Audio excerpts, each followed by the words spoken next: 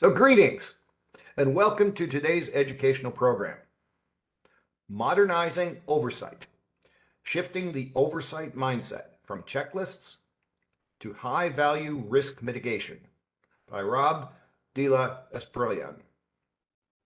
So this is your moderator, Doug Wood, with ASQ's Quality Management Division. Today we have the pleasure of hearing from Rob. Please join me in welcoming him. So Rob's background is pretty extensive here.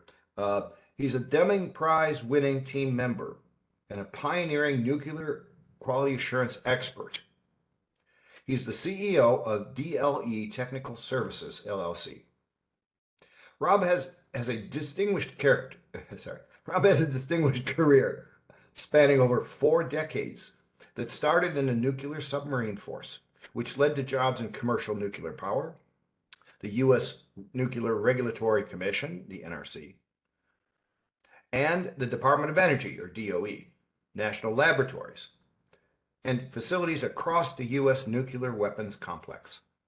Rob has leveraged his extensive knowledge of complex problem solving and total quality management principles to modernize quality assurance, audit, and contractor assurance programs. And he's led improvement initiatives at nuclear facilities, both domestic and abroad.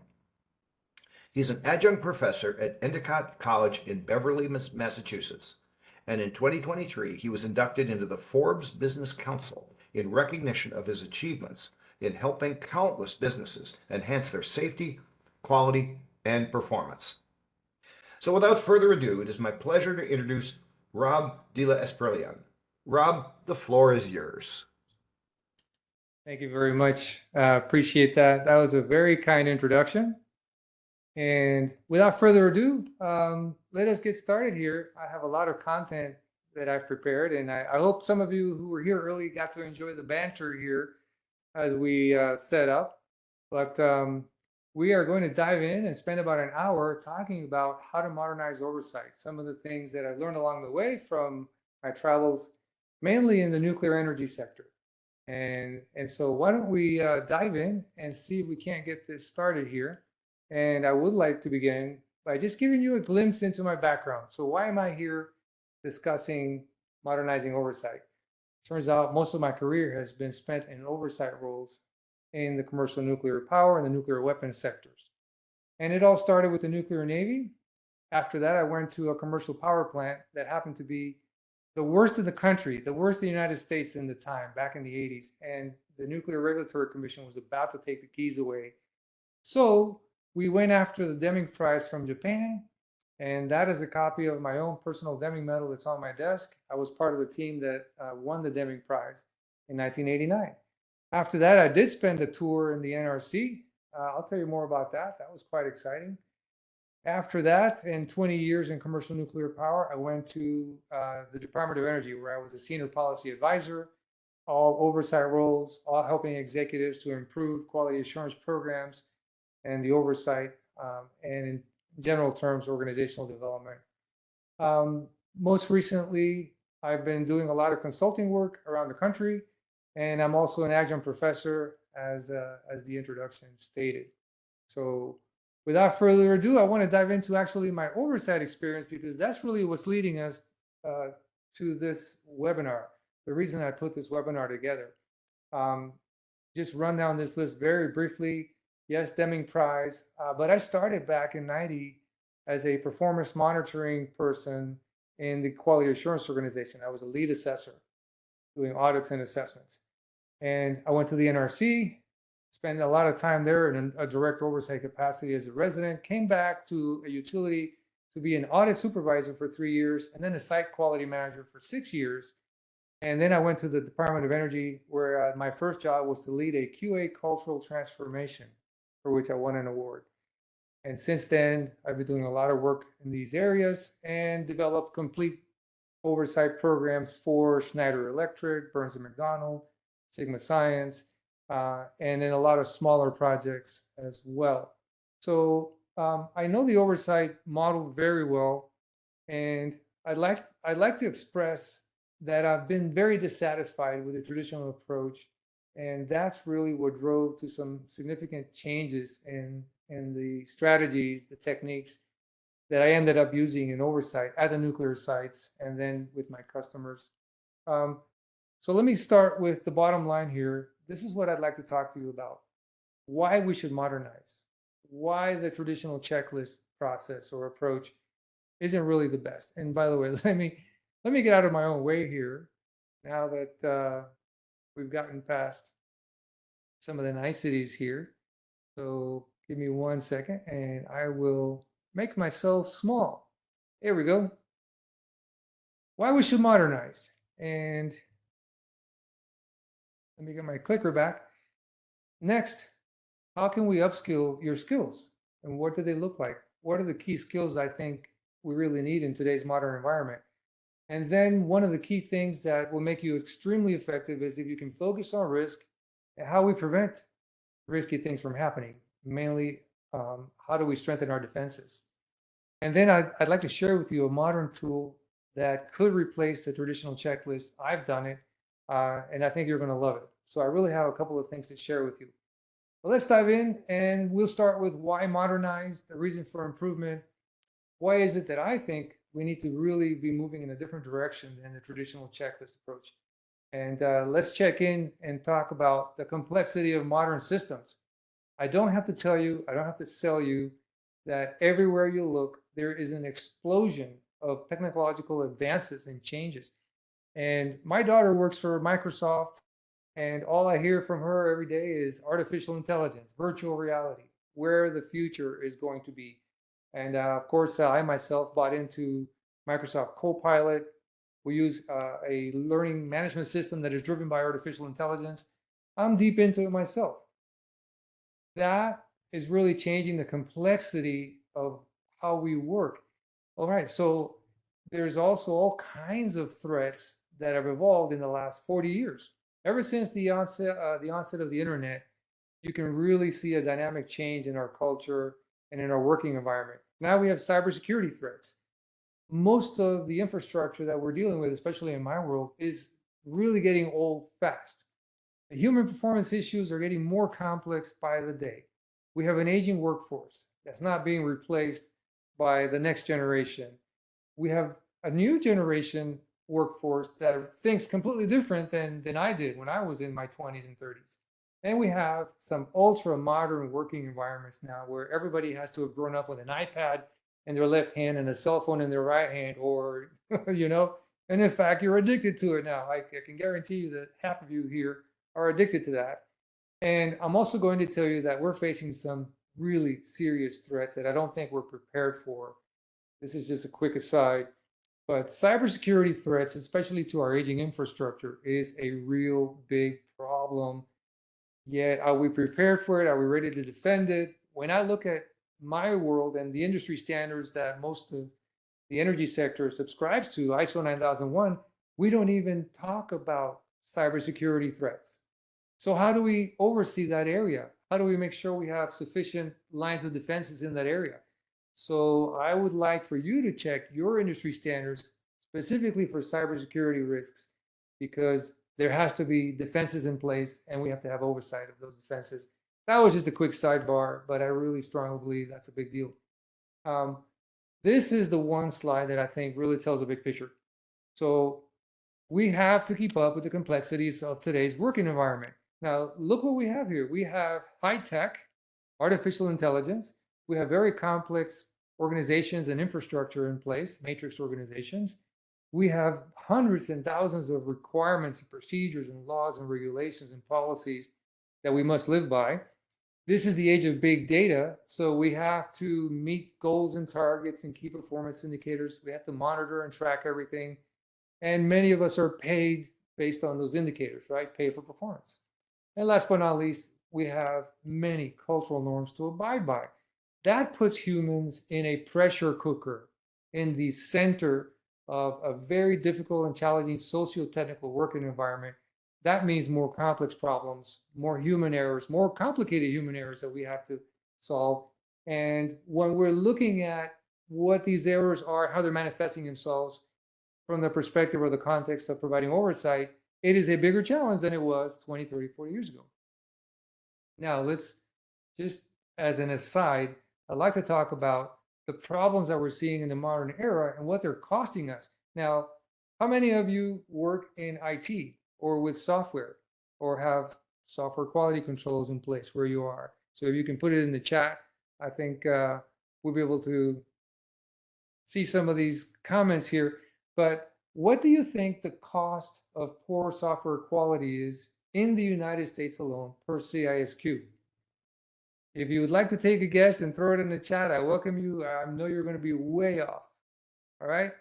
So here are the numbers for the last 3 reports, which come out every other year. Can you believe it's in the trillions of dollars? And you're welcome to go grab these CISQ reports. They're out there.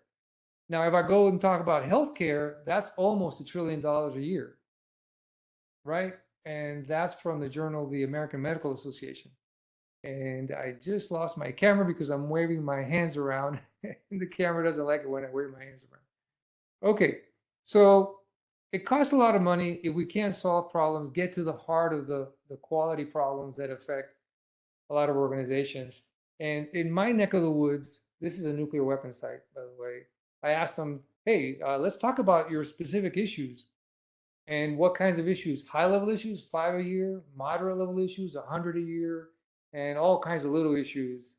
And if you do the math, and I have a spreadsheet that does that for us, we did the math. Now, this is something that they do not calculate. And all of these costs of dealing with recurring issues, documenting condition reports, assigning them to somebody to go look at it, or more than one person, doing the investigation, documenting it, closing it out, almost like an audit finding. Think of an audit finding and how you document, do the corrective action plan, etc. That's what I'm talking about. All these issues are tracked in the corrective action program. In this particular site, the number was a staggering 9 million a year that they did not know about. It's all on overhead. Nobody's calculating this number. And so I would actually like to give you this spreadsheet, the hidden cost calculator, and it's going to go on your chat here. So you're welcome to grab this off the chat. And here's what you get. You click on that link, you get this Google Sheets, and you just click on make yourself a copy, and you open this thing up. And this is what you're going to see, the hidden cost of annual recurring issues. And these blue boxes here are the ones you're going to change. How many high-level issues per year? 3, 5, 10, I don't know. And what I mean by high-level issues is you cannot tolerate a repeat occurrence. So that's how we define it. If your company cannot tolerate a repeat occurrence, you better call it a high-level issue requiring a root cause. And then you fill in these yellow boxes over here. These yellow boxes, they're self-explanatory. You can put in the number of people that you assign to do the root cause, the labor rates, etc. Same thing for the moderate and the low significance issues, and you'll get a number down here at the bottom. And interestingly enough, and here's the 5-year number. I would really love for you to dig deep into your company's hidden issues and put a number to it, put a dollar amount to it, because that makes your job as oversight personnel that much more significant, that much more important. Okay, so let me go back to my presentation here. And I hope you get to use that, but here's the bottom line for this little introductory section. We've got a heck of a more complicated, more complex working environment than we ever have. And it's getting more complex by the day, right? We have new threats, new evolving threats. We're not sure our line of defenses are keeping up with these threats. That's one of the themes here. We have a line of defenses, not sure they're keeping up. And so we need to be more aggressive. We need to take a more aggressive posture. We need to modernize our approach to how we're going to do oversight in order to keep up with this modern socio-technical work environment and all the new threats that are coming out there, and understanding that it's putting the humans in a pressure cooker, creating all kinds of really complex human problems, people problems. So how do we upskill? What are some of the skills, tools, strategies that are going to help us as oversight personnel to do our jobs, to do much more than just basically we're a mechanical engineer or a software engineer, much broader than that, right? There's some skills that are universal that I think you're going to need, and I'd like to touch on those. That's what we're here to talk about, these very important skills. And I start with critical thinking, and we'll go into systems thinking from systems theory, and we'll talk about investigation skills. Are you thinking like a detective, like a doctor? We'll talk about that. Effective corrective actions, because even if you do a good job up front investigating the issue, we're not doing a good job, and the line organizations are not doing a good job in implementing effective actions that prevent recurrence, CAPA. And then we have communications. How do we get the most out of the line organization by communicating effectively? All right. And so those are the kind of things that I like to spend a little bit of time here. And what I'm getting at is actually the tool that brings it all together. So at the end of this discussion is a universal tool that I would like to share with you, and I'll give you access to this tool. So I give you that little bit of foreshadowing. All right, number one, critical thinking. You can inherently tell critical thinking is very important, right? We need to think critically to solve problems. They go hand in hand. We need to make critical decisions using critical thinking. And we got to understand the effects that cognitive bias has on critical thinking and problem solving. And yes, every organization has its biases, every individual has their biases. We have to be watching out for all that. So, a couple of things on critical thinking, though. It is one of the biggest, if not the biggest, missing skills that HR organizations are crying about from all industries. All right.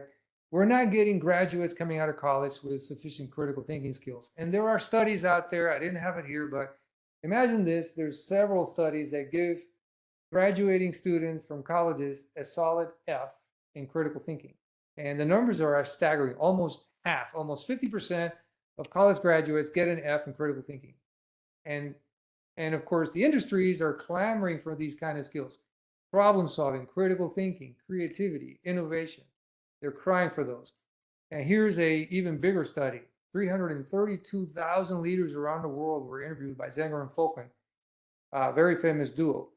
And guess what? The second most important skill for leaders is problem solving, analyzing issues, i.e. critical thinking. And if you're in middle management, it is the number one skill. Critical thinking, solving problems, analyzing issues moves ahead of everything else if you're in middle management. So this is why I'm harping on it. And where have you gone to get critical thinking training? I don't know. It's not in colleges. They do some theory, they do a high level stuff, 10,000 feet in the air. But I'm here to tell you, we can define critical thinking in practical terms.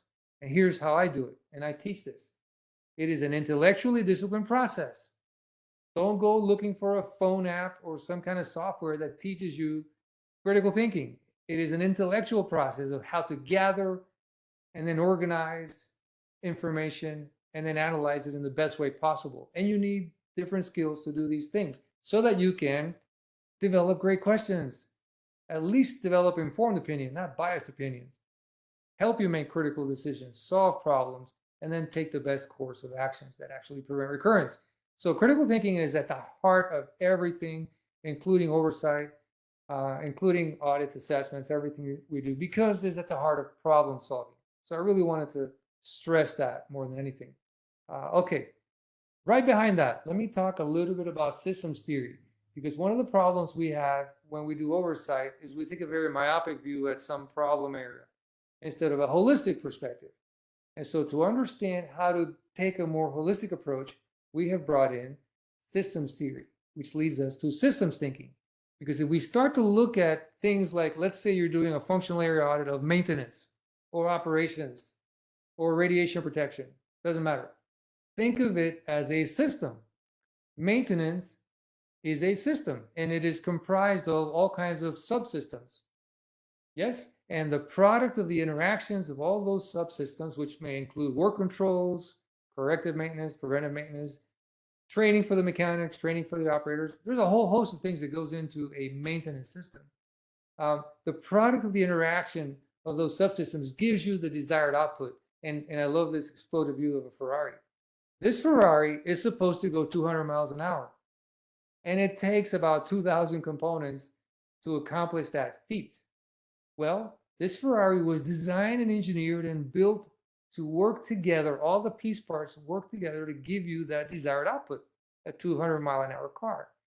Now, if I take the best engine from, let's say we have a Ferrari, a Bugatti, and a Ford GT, and I take the best components from each of those three and slap it into a new car, build a whole new car from the best parts of those three different models, will it work? Will the car run? No, it will not, because they weren't designed to work together. The product of the interactions of those components will not work, right? So a system is perfectly designed to get the results you're getting. That's from Dr. Deming himself. So that means when something's not working in maintenance, you need to understand what's going on in maintenance holistically for you to be able to figure out what's really wrong. You can't just focus on, oh, they didn't follow the work control guidelines. Let's write that up.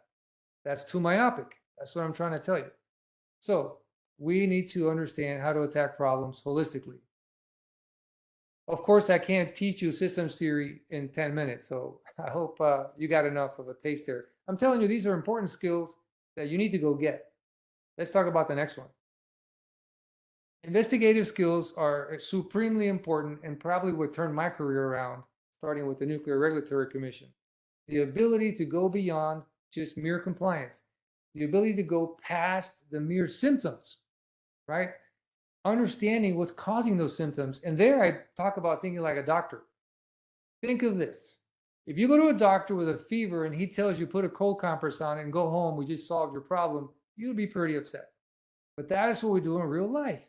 We go and look at these problems in our sites, and we take a look at the symptoms, and we don't go much further than that, and we try to put corrective actions in place about those symptoms. Oh boy, we just failed miserably, right? So we need to think like a doctor and look for symptoms, look for deviations, non-conformances, not compliances, which is what oversight should be doing anyway, but then pursuing them, going a lot deeper, because I'm here to tell you that root cause analysis, the fundamentals of cause and effect analysis, root cause analysis are synonymous and actually supremely important in terms of safety, industrial safety, nuclear safety, in terms of achieving performance excellence, in terms of achieving continuous improvement. You must be good at root cause analysis, whether you think it's your job or not. And I'll stop here for a second, and I'm going to acknowledge as a disciple of Deming and Duran, you've heard over and over, you can't inspect quality into a product or a process or something, right? Okay, we've all heard that for the last 50, 70, 80 years. You cannot inspect quality into a process. The line has to own quality. But here's what I'm telling you. The line does a terrible job in root cause analysis and finding out what the real issues are. So now oversight, my belief, oversight has to do a better job itself and hold the bar a bit higher. Raise the bar. And if you raise the bar, they'll raise the bar. So, and I have some examples of that. But let me give you one of the big aha moments that I hope you'll take to heart and run back to your line management and tell them this. Whenever there's a serious problem and you decide not to do a root cause investigation, you've just decided that you can have 100 of these tomorrow. You have just decided that you can tolerate many more of these issues. If you can absolutely not tolerate a repeat event, right? And it could be a near miss. Maybe someone got lucky and didn't die. You fall from 10 feet, you break your arm or your wrist. Doesn't mean you couldn't have broken your neck. So take that seriously. Do a root cause, right? And that's not happening. That's not happening. It's too hot, too heavy, takes too long. Well, we have to solve that. And we did. At least my organization has. So we need to get good at root cause analysis. We need to do more of them because that's how you prevent recurring events. That's how you get into real continuous improvement, performance excellence, and ultimately safety. That's how you get and achieve excellence and safety. Now, what does oversight typically do? And this is what I used to hear when I first became an audit supervisor, and I hated to hear this. The line manager would tell me, why are you telling me this? Why are you writing a finding? All you're doing is drawing a chalk outline around the dead body. I know there's a dead body. Everybody can see the dead body. Or why are you circling the bullet hole on my chest? Yes, I just got a bullet hole, and all you're doing is painting painting a little outline around the bullet hole. I took a bullet, and you're here to tell me I took a bullet. Kind of like that commercial that says, "I'm a bank monitor. I'm just telling you that the bank's getting robbed." Remember that commercial? What good are you? What good is oversight if that's all they're going to do, right? Oversight findings that all they do is circle the bullet hole, so draw chalk outlines. It's actually costing the organization more to answer and respond to that than the value that it added for you writing it down. So what do we need to do? You don't stop at the symptom. You go past the symptom, right? You continue to ask questions, investigate, and you do it in a very disciplined, organized way that I will show you here, much better than just a basic checklist item. You have to have a strategy, a model, and I have that model. That's what we're getting to here at the end of all these slides. All right. All right, now let's talk about behavioral analysis. Behavioral analysis is also quite important and a big deal. And most organizations don't know how to do a combination of behavioral analysis with programmatic oversight, with equipment tools and material interfaces, with management control systems. How do I look at all that? Well, we have to. We have to look at it holistically. The idea is you have to integrate behavioral analysis, again, with a holistic systems-based approach, because humans are behind just about everything, right? Humans write the programs. We don't just follow the programs. We wrote the programs. We don't just use the equipment and the tools. We manufactured, we designed it, we built it, we installed the equipment, we tested it, we operated, we maintain it. Humans are behind all of that, right? And of course, we could talk about culture all day long. That's another huge topic. But if you want to understand culture, you have to understand behaviors, because you can't see culture, but you can observe behaviors. So that's where I was going with that. So I'd like to impress on you how important it is for you to get out there and learn these fundamentals of root cause analysis and a number of tools and techniques that are widely used. These are great, and they're best if they can be integrated into a seamless process, which I will show you. But these are the kind of things that it takes for us to get a little bit deeper. So you just can't be out there with a checklist in your hand and saying, oh, you got shot. There's a bullet hole in your chest. Let me write that up. Let me give it to you so you can go stop the bleeding. So, no kidding. That's kind of how it was. And all right, so I call that the back end, right? Or I'm sorry, the front end. I call that on the front end, you have issues and you try to identify past the symptomatic level what's causing the issues. That's the front end. If you were to do a good job there, you turn it over to the back end, which is corrective actions to prevent recurrence. And I created this little meme here, the Kappa mascot. Can you see this? The Kappa mascot is a ladybug, which is known for good luck, sitting on top of a four-leaf clover, sitting on top of a horseshoe. All right, we rely on luck more than you know to solve our problems, because I can tell you that the actions that we're taking to prevent recurrence aren't working. So I offer you 3 excellent strategies: mistake proofing from Lean, the hierarchy of hazard controls, extended cause reviews, which hardly anyone does. And the reality is we keep just loading ourselves down with more administrivia. This is a graph. I do that almost at every client that I go to. I have the opportunity to look at their corrective action databases. And when classifying their corrective actions, 95% are purely administrivia, right? More procedures, more training. That's not really that effective. So let me talk about mistake proofing, number 1, so that you can completely eliminate the problem from ever happening again. And I'll tell you, again, I'm dating myself, right? So in the 1970s, when I was taking my date to the prom, we borrowed her daddy's Cadillac Seville. We were at the Fontainebleau Hotel in Miami Beach. It's 1 a.m. and we're going home, and we get the car from valet parking, and I take the car as a column shifter, right? I take it from park to go to drive, and my foot was on the gas pedal, not on the brakes. But I was able to take it from park to reverse without without the car stopping. Why? Because we're allowed. Back then, there was no controls. Now you have to put your foot on the brake before you can take the shifter out of park, right? Yeah, that didn't exist back then. And there's so many other things like that that that have been mistake proofed. So physically eliminate the problem. Number two, this is a great chart. I hope everyone has this chart back at their sites, the hierarchy of hazard controls, because this clearly shows us that to simply rely on more administrative requirements and more PPE is not going to cut it. We need to live in the top four here. Let's eliminate the issue altogether. Physically remove the hazard, replace it with something non-hazardous, isolate the people the best way possible, or create some kind of engineered solution, engineered safety features perhaps. So again, you make it impossible to get hurt or fail. But if we only had these prompts in our corrective action programs, we might think this way and start to move towards a better solution rather than, oh, we need a note on a procedure. Oh, and let's have a tailgate and provide some training. That doesn't work. That merely gets people's attention for about a microsecond. This last one is quite interesting.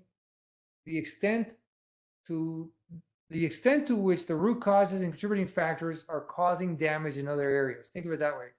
What harm did these issues are causing, or are they likely to cause in other areas? Specifically, equipment operability, human performance, and other programmatic failures. So we need to look for those, right? So this is not extent of the initial condition where we understand the initial condition. This is the root causes. All right. Once we understand the root causes, where do we go from here? Right? Where do we go from here? Well, these root causes are going to be affecting many other parts of the organization. Let's go find where and let's go figure it out and let's put a stop to that before they even have a chance to cause a problem. This is a serious issue because in many places, everyone understands the extent of condition. They talk about extended condition. That's done up front. Extent of the cost is done at the end after the investigation. And there's not a lot of guidance, not too many organizations are doing it. But this is why we have repeat events. We don't look past our nose. We don't look past this event, this one issue. And these same root causes are going to be creating problems in many other areas. We have to think about that. Okay. And this next one, it's all about how to communicate what we found as an oversight organization. And you know, if you walk up to a manager and say, "Oh, this is you made a violation of requirement 3.2 of this procedure," they're going to go, "Okay, thank you." Again, negative sum gain here is what's going through their mind. You're costing me money. You're not helping me any. They have competing priorities. They have to write checks for where to spend resources, and writing a check to fix your problem, the oversight problem you've put on paper, has to be value add somehow. So how do we communicate with management to let them understand the value add? And it's also a litmus test for us, because if we can't talk about our issue in terms of the risk to the organization or the cost to the organization or the schedule push, then it's probably not a good issue, right? So I have this spent fuel pool at a nuclear site to give you a great example, right? So we identified months before we had an outage that the way they were going to run some relay testing, where you take out half the power supplies and the entire plant to test the other half, they would have completely eliminated spent fuel pool cooling in the fuel pool. And that spent fuel pool did not have remote temperature indication in the control room. And operator rounds were 8 hours apart. So we proactively looked at the tagout sheet, identified the issue, put the issue on the table, and nothing happened, right? This is months and weeks before the evolution even took place. Nothing happened, but I came in and said, look, here's our finding, here's our issue. The whole tagout for relay testing, the electrical tagout, was wrong, incorrect. And in normal days, they'll go, okay, we'll fix it, no big deal. But when you go on to say, okay, had this happened, you would have boiled the core with the full core offload. The full core was in that pool. It would have boiled in a couple of hours. You don't take rounds for 8 hours. So imagine, let's talk about what happens when you boil the core. the NRC comes down on you hard, you're going to be down in that outage for an extra 5 or 10 days at $1.3 million a day. You're going to lose a lot of respect from the Nuclear Regulatory Commission. So there's regulatory risk, right? There's loss of revenue from not being online soon enough. There's going to be the added cost of a notice of violation, which is in the millions. It's going to push your outage schedule back 5, 10 days. And so roughly ballparking it, I'm saying this issue would have cost you $10 to $15 million. My entire organization cost this site $2 million a year. I ran quality assurance, quality control, and independent safety engineering with a price tag of about $2 million a year. Don't you think that got their attention? Don't you think management was like, okay, wow, the value add here was enormous in one issue? You've got to learn to communicate in terms that management understands, and they understand risk, cost, and schedule. You got to know that. Okay. So from this little section, let me conclude from here. Modern approach to oversight requires us to upskill our abilities. Oops, these things have an automatic timer. Sorry about that. And we have to be able to go past the symptoms, get to the deeper seated latent organizational programmatic weaknesses, and we really have to understand what kind of actions actually prevent recurrence. That's what we're driving towards. That's what the modern organization, oversight organization, should be driving towards. And we're driving towards sort of bringing it all together here in another few minutes. So now I'd like to have the last few sets of slides here talking about strategies that proactively focus our resource dollars, our oversight dollars, so that you have a positive sum gain to the organization, like the one I just mentioned. Because most often, sad to say, if you were to ask the land organization, to be totally honest, does my oversight organization give me a positive sum gain or a negative sum gain? In other words, is the value of their output worth more than their salaries and what it costs me to address whatever they're putting out? We're looking for a positive sum gain here.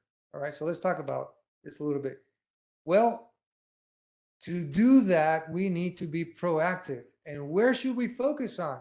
Well, I want you to look at that big red box over there around the lines of defense. What is our line of defense? Of course, regulations, the Code of Federal Regulations, which flow down into major requirements, whether it's our quality assurance programs, implementing procedures, policies, etc. Right?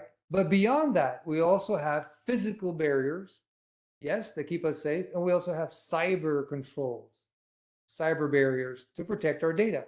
So I talk about a line of defense as requirements, physical and cyber barriers. So keep that in mind. And the more we can analyze our defenses proactively, look for symptoms like a doctor would, look for the high blood pressure, look for the high temperature, where am I seeing deviations, non-conformances, non-compliances, and then go do the analysis and chase those down. We close those performance gaps, we strengthen our defenses, we have much less chance of hitting that middle circle there, the events. And if you actually have events, now you're on the right side, the reactive side of the bow tie risk assessment model. I love this model for its simplicity. And I've redrawn it here so it really makes it clear. On the left side, the proactive side, you can do what you can to prevent events. If you can't prevent the event, you're on the right side. Now you're in the reactive where you're trying to mitigate and recover. Okay, so what can we do? Ongoing proactive assessments. That's the best way to spend your oversight resources wherever possible. Focus on the high-risk evolutions first, the high-risk activities, the known threats, things that might be threatening to your organization and your operation, maybe a few weeks out, maybe a few months out, right? Don't just go through your checklist because that's the checklist we've always used. That's what I need you to put aside. Yes, you can fill out those checklists, but hey, we're going to focus on what's most important first and make our checklist work for us, not vice versa. And also, we have all kinds of hazards analyses going on there, whether industrial safety in the work area, maybe in your equipment performance. You have hazards analyses. You got to pay attention to those because they're going to dictate what the threats are for which we have defenses in place. So keep that in mind. Now, there are always low-level events taking place. If you don't have a solid, robust training and analysis program, you need to get one, because that is the best way to identify what's going on here in terms of early identification. You identify a negative trend, now you escalate it and do a more formal investigation. Again, you're looking for that, okay, so every third day I have a fever. What's happening every third day that gives me a fever, right? So you go after it before something more serious happens. On the back end, you can evaluate the precursor events. So if you have events, maybe they weren't that serious, maybe it was just a broken thumb or some less significant issue, but were they a precursor event? Could it have been more serious, right? And if so, escalate. And on the back end, if the corrective actions are actually preventing recurrence, then you shouldn't be seeing repeat events. So there's something wrong there. Are you doing too much administrative requirements? Too many tailgates and stand downs and more procedures and more training and more discipline and coaching? None of those work. They raise awareness for a very short amount of time. That's what experience tells us. So here's the big picture. Once again, where should you spend your oversight dollars? Proactively on resources, proactively focus our resources on the risks, the current threat profile, go after the symptoms, chase them down with investigative techniques, and close the gaps, strengthen your defenses. That's where you can bank a lot of money. And if you explain it properly to management in terms of risk, cost, and schedule, you will be seen as an incredibly effective oversight organization. Okay. So we've been leading up to this. So now, in terms of the modern era, don't we have something out there that helps us do all this? Sort of help us with critical thinking, system thinking, etc. Well, yes, there is. And this is the highlight of this presentation. I'd like to show you that we can replace traditional checklists with a new approach, an integrated approach, using the latest and greatest virtual whiteboards, which is a phenomenal communication tool. The storyboards are excellent. All right. So we can do proactive audits as well as reactive, of course. But we can efficiently do it with these virtual whiteboards, and they help us integrate everything. So this is what I like to do now, is actually pop over here, and I would like to go into this whiteboard. This is a gigantic virtual whiteboard that's infinite. It's as big as you want it to be. And I'm going to give you access to this in a minute, not yet. I'd like you to focus on what we have here, and we'll step through this. But I will give you access to this whiteboard. You can come in and play all you want. Take your time going through this in great detail. Okay? So from a big picture standpoint, we have this initial phase in blue here, phase one, develop questions, lines of inquiry questions from data analysis. We call it the critical thinking phase. Then you have phase two, the causal analysis. Once you've got great questions, like Einstein says, if you want to solve a problem, figure out what questions to ask. So now we're in the causal analysis, which goes very well if you've got great questions. And then we'll go into corrective actions. Phase three, what are the best possible corrective actions? And I'd like to break down this seamless integrated approach for you so you see what's involved. And we will go frame by frame. And just to set this up, let's say we're doing something like a maintenance audit. All right, so let me just describe what it is I'm doing. And in terms of a holistic approach, I need to conduct a systems inventory to understand if maintenance is a system, what are the subsystems that make it work the way it does? And I've come up with these issues here, these programs issues. And for these, we'll go get the requirements and we'll go look at performance in these areas. We have key stakeholders to talk to. All right, who are the folks that make this work? Let's figure it out so we can bring them in and talk to them in focus groups. So with that as a quick backdrop, let me go through here and critical thinking, gathering, organizing, analyzing information, and generating great questions. That's what we need to be doing with critical thinking and in this particular phase. And I will start here with bringing in our what used to be the audit checklist. All right, so let's line up our what you would call the audit checklist. We call them defenses. And it's not simply the requirements, it's also the barriers, the cyber barriers and the physical barriers, whatever is helping us, right? But this is fluid. Let me tell you why. This is fluid because we're also at the same time looking for performance. We need to go and look at performance evidence, right? I need to check and see what's going on. What are my symptoms? And then based on those symptoms, I'll give you a simple example here. One of the things we keep seeing is mechanics are not wearing eye protection when working with power tools. That's a symptom that we see over and over. Okay, now I go get the defense for that. In my safety program, I have a very specific requirement, safety program section 3.5, whatever it says, eye protection is required when working with power tools. Now that's the checklist item I'm going to put in here. Not all 100 of them, but performance based. And I go down and I gather all the performance I can, whether it's visual observations, whether it's personnel interviews, whether it's other reports, wherever I can gather performance, I gather it, I organize it here, and then I go get the requirements that apply from my general audit. All right, so I've got those two ready to go. I also have other ways to document and grab performance. Why don't I bring in some photographs?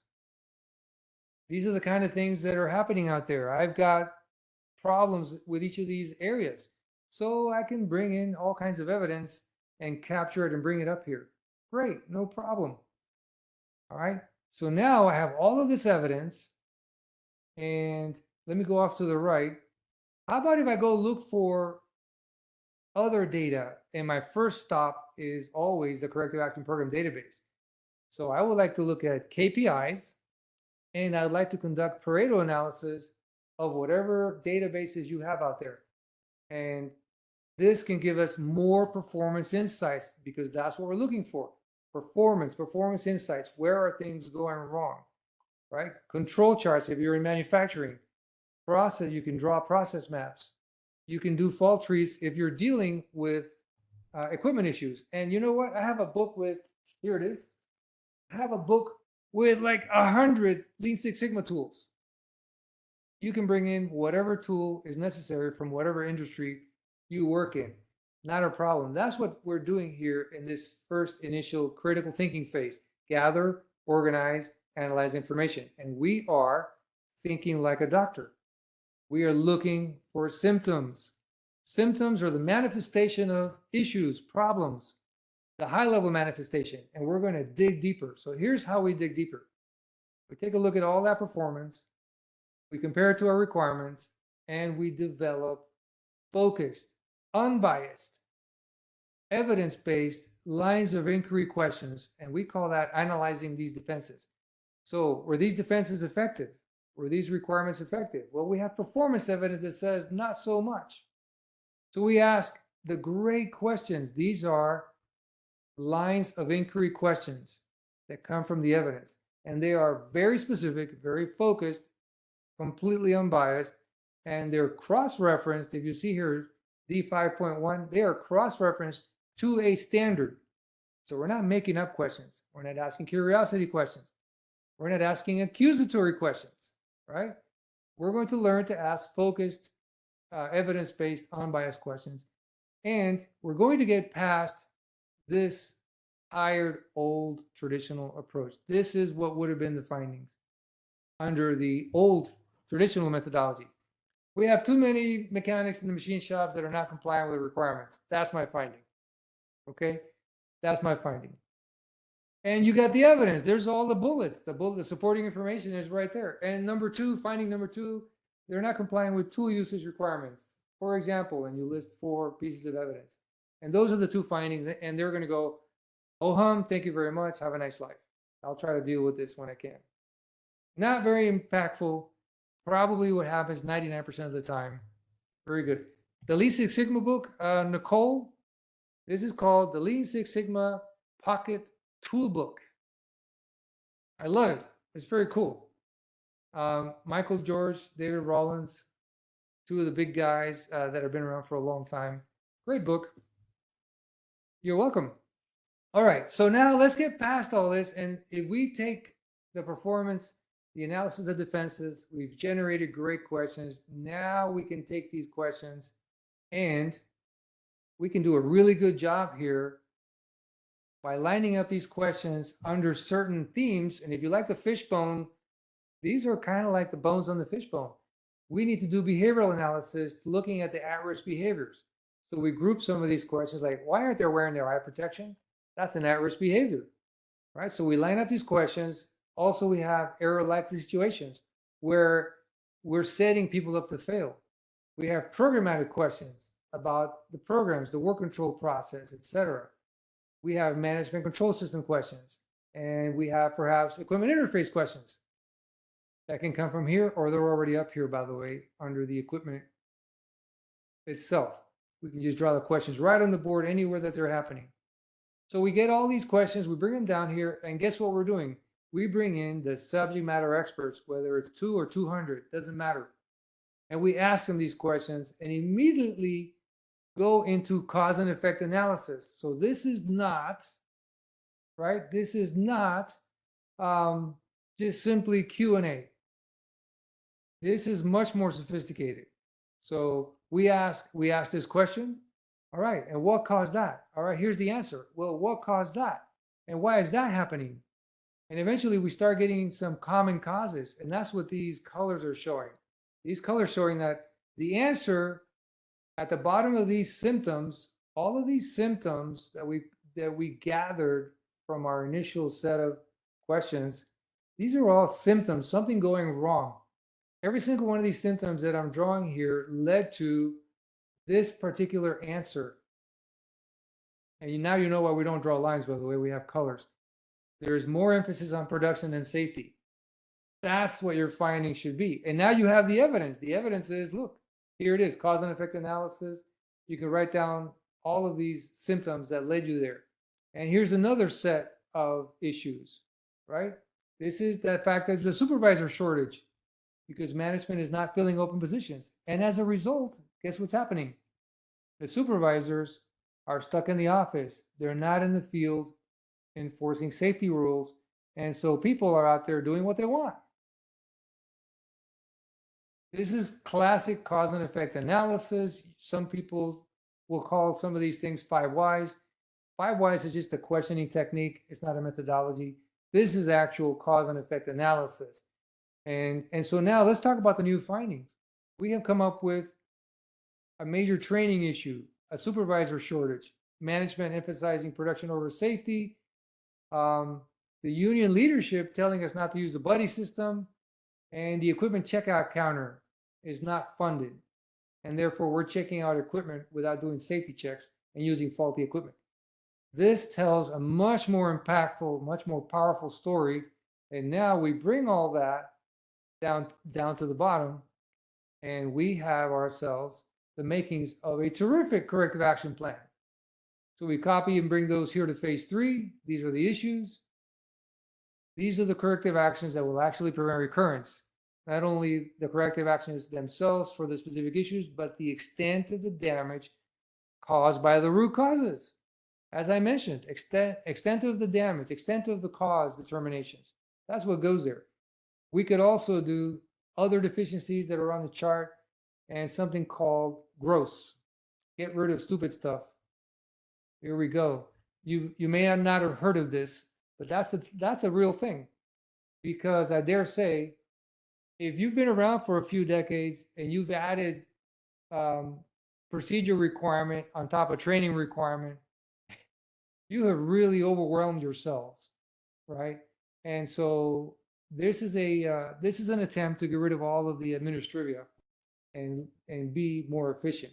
So we talk about the 4 things that will help us in terms of a great corrective action plan: hierarchy of hazard controls, mistake proofing, extent of the cause determinations, and getting rid of stupid stuff. That is a sound set of strategies, and everything fits on one incredibly beautiful storyboard. And I'd like to show you what a real one looks like, if you bear with me for about 10 seconds. I'd like to show you one that was just presented to the Nuclear Regulatory Commission, because we helped Tennessee Valley Authority with a serious issue that was about to get them a massive notice violation. This NOV would cost Tennessee Valley Authority millions of dollars, millions and millions of dollars, because um, they had a massive failure of one of the most important pieces of equipment, an emergency diesel generator, had a catastrophic failure. So take a look at this right now. This is not something Oversight would do. This is something Oversight would kick off. But this is what one of these could look like. So you have all the pictures in the world. You have all kinds of charts, analysis. You have fault trees. Not that you can do something or should do something this massive, but actually this is more efficient than you think. But you can hold the standard to the line organization to do something like this, and you can do the smaller ones. There's the analysis, there's the beginnings of a corrective action plan. This is the next generation of what you could be doing. And of course, you don't have to go that deep, that low. You have to go far enough to show them what it takes to do a good job.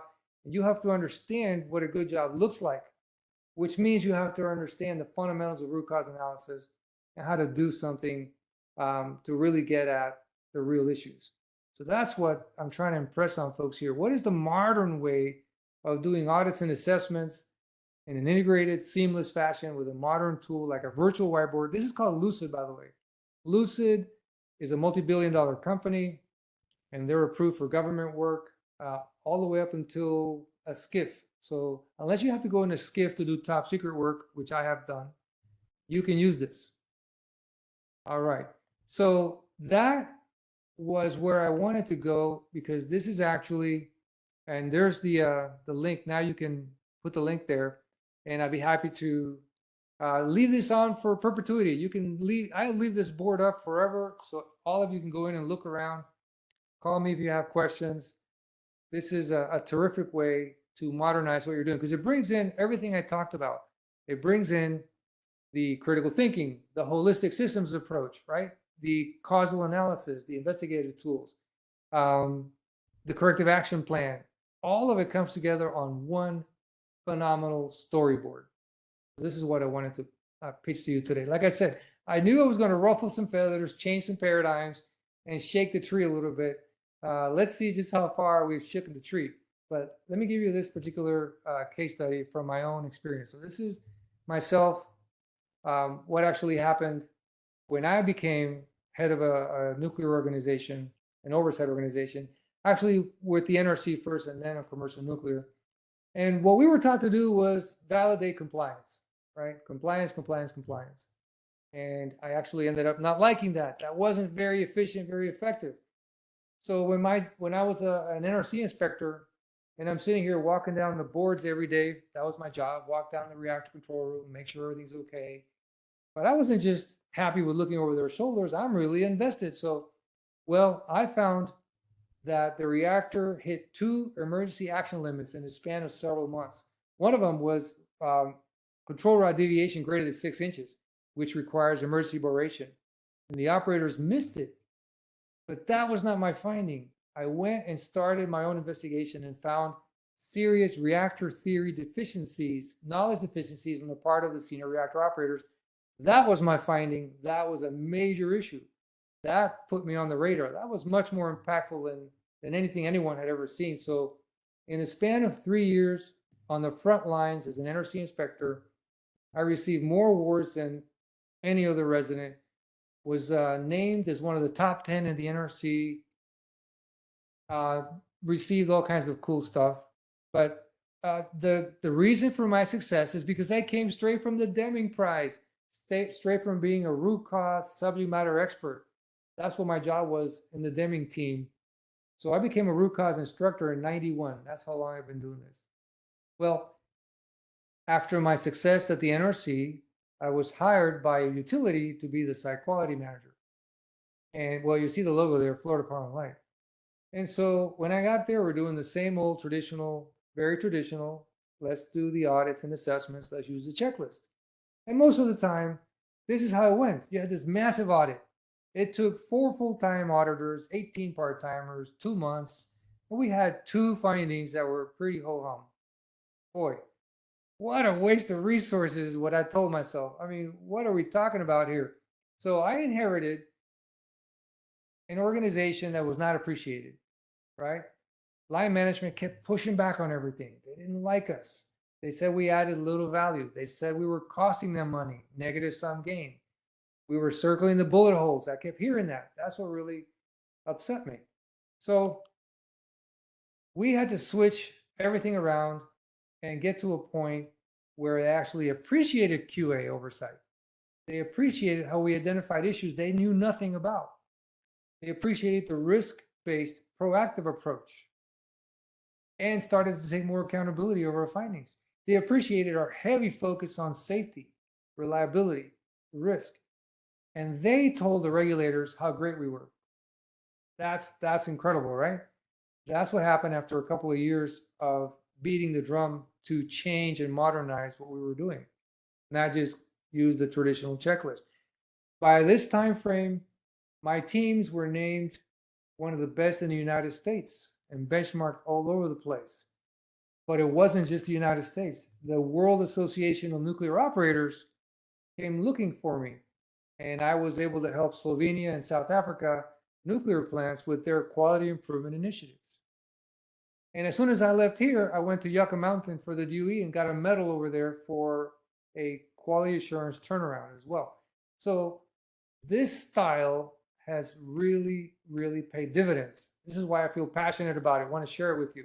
And what's going on here? Well, we're shifting our focus away from checklist to a hybrid program that's really proactive, risk-based, and really focused on getting past the symptoms.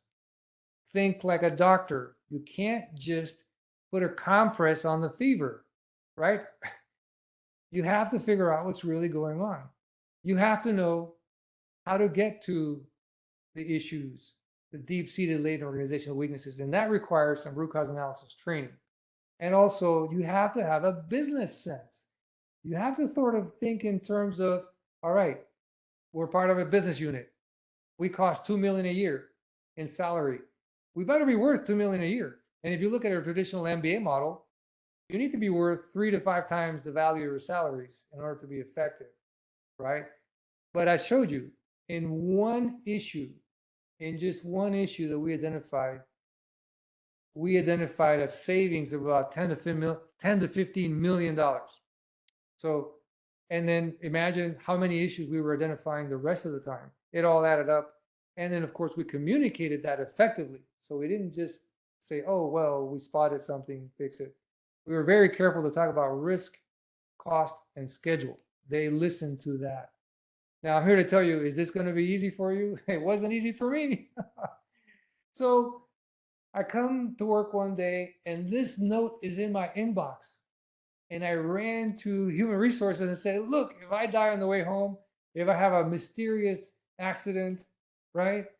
If I get run off the road and die in a fatal car crash, you need to do the handwriting analysis on this note. So yes, it was not easy. Moving people away from what they're used to for decades is like, you know, the book, Who Moved My Cheese? Yeah, well, this moves my cheese. This moves my cheese quite a bit. But there's a lot of benefits for doing it. And I want to start with safety. Yes? The more you can proactively identify issues before they happen, you're improving safety. The more you can stop repeat events of safety issues, you're improving safety. And we can talk about industrial safety, nuclear safety, whatever safety, it's all good. Now, we also immediately fall into continuous improvement by strengthening our defenses, right?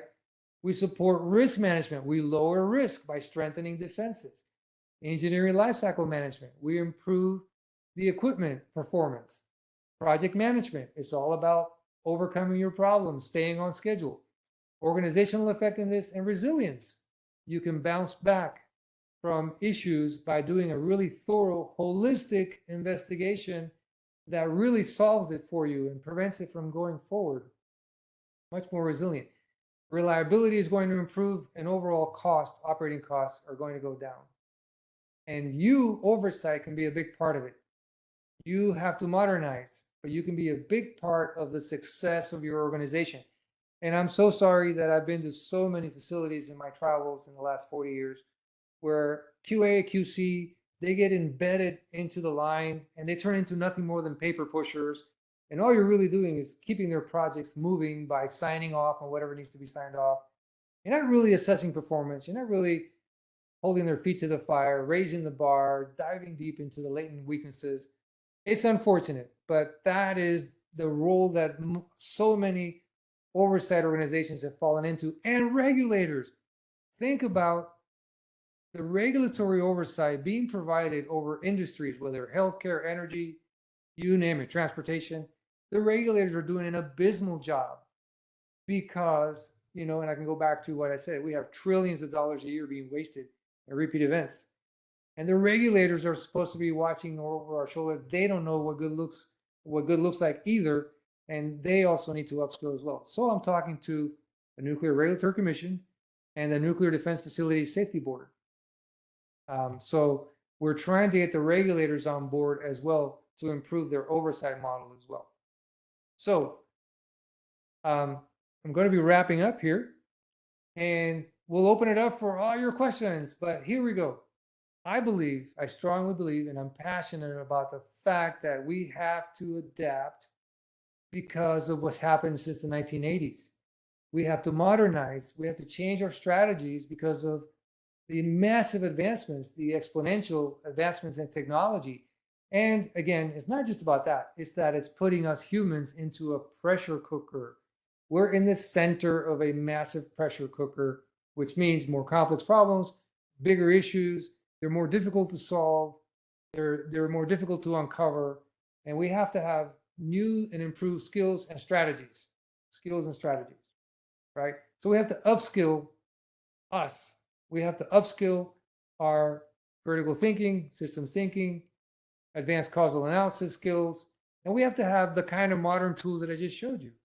These virtual whiteboards, an integrated holistic approach with an understanding of critical thinking and complex problem solving. All that has to come together, and you will achieve greater heights. And I do have to say, we have to focus on risk. The bow tie risk assessment model is a beautiful, simple model, easy to understand, and it clearly focuses us on look at performance with respect to the defenses in place. How are we doing? How are the defenses stacking up, right? So analyze your defenses proactively, look for gaps, close the gaps, strengthen the defenses. You are proactively improving performance, preventing big bad things from happening. That makes you so much more valuable, right?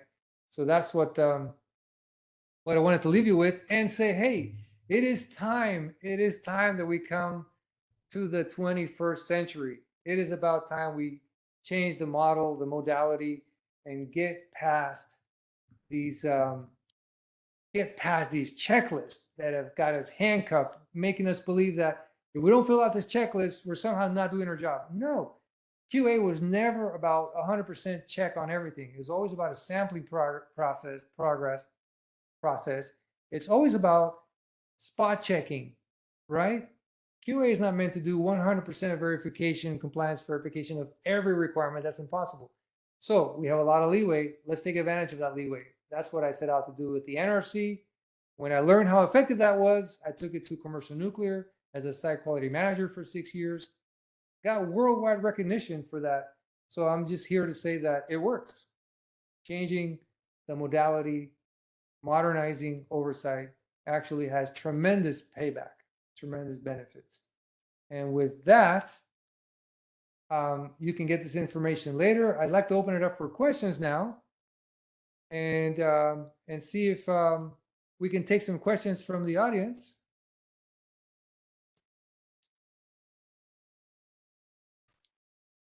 And Hey, it Rob. was fun. I don't know. You might have thought I had like 10 cups of coffee, but I promise you I didn't. I had 1 Coke Zero before this. This Yeah. topic always gets me excited. I can tell you're really excited about this, Rob. I want to thank you, for what you've done for us here. And we're going to turn the recording off during the Q&A because it gets pretty long, and we want to make sure to answer these. And the recording is good enough. I'm going to stop it here. Thank you. Thank you.